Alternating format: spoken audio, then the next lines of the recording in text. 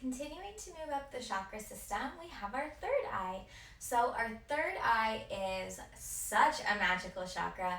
This is our place of highest self, intuition, gut feelings.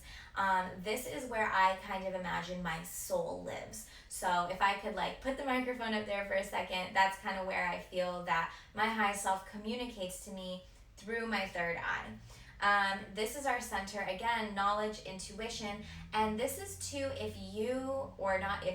when you start to tap into your more spiritual and psychic capabilities, this is where it comes from. So channeling, our clairs, so clairvoyance, clairsentience, clairaudience, and claircognizance, all of those live in the third eye, and this is how we connect deeply to our truest self and all the pieces of our soul that exist in a spiritual realm.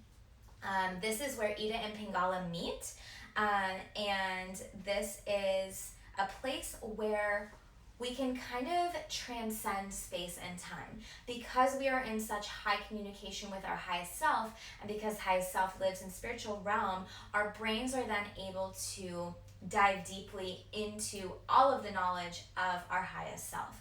And so we kind of, when we tap into third eye energy, we kind of leave the brain space and we enter more wisdom. We enter more spirit space, our soul level. We access the third eye through silence or meditation or visualization or turning inward, whatever you want to call it. This is how we access third eye, and it is very important to have those moments of silence. I'm not sure that I mentioned third eye we also call anja. So if you've heard people talk about anja before, it's quite commonly referred to as anja. This is what they're talking about, their third eye. When the third eye is imbalanced, we tend to get a lot of headaches. If you are somebody who suffers from a lot of headaches and you know that it's not stress related or something physical that you're eating, I highly recommend tapping into your highest self.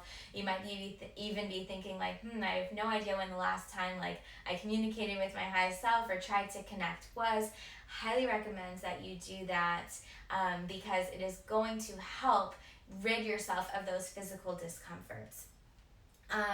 The third eye is also extremely associated with the pituitary gland, and this is the place that our endocrine system is attached to. So hyperthyroidism, hypothyroidism, sleep disorders, and serotonin release are all associated with the pituitary gland in the third eye.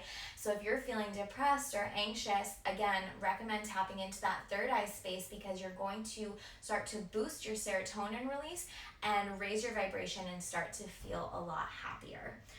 The associated organs and glands are our pineal gland, our eyes, our nose, our ears, our skeletal system, and our big toenail. So if you tap on the top of your big toenail, that actually activates your pineal gland, meaning you can activate your third eye.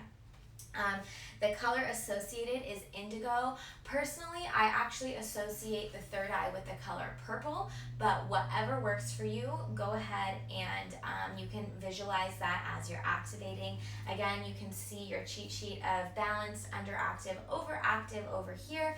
And just understanding that the third eye, if you kind of want to go more into play in a spiritual realm, the third eye is where you're going to want to tap in. It's a great starting point for getting acquainted with your highest self and your soul and your most innermost feelings of joy, and it's just a really, really fun place to be. Again, your third eye is responsible for your gut feelings. So if you're feeling my God, I keep making these decisions that aren't aligning with how I'm feeling, tap into your third eye and you'll be able to strengthen that and live in a more aligned way.